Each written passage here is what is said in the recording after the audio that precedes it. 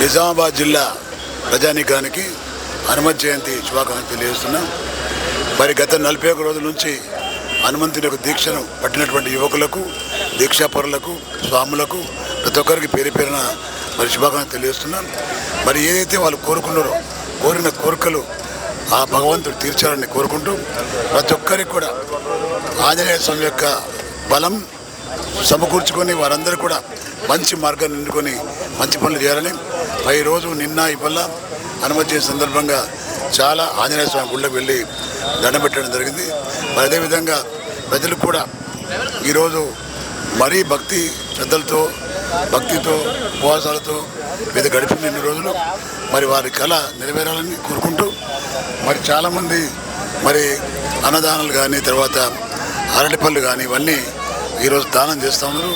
వారికి కూడా భగవంతుడు ఆశీర్వాదం ఉండాలని కోరుకుంటూ ఈ సందర్భంగా ప్రజలకు మనం చేస్తున్నాం. ఈ రోజులలో రాముని వేషంలో రావణాసురులు ఉన్నారు సమాజంలో కొంతమంది. అదేవిధంగా ఆంజనేయ స్వామి వేషంలో కూడా వాలి ఉన్నాడు.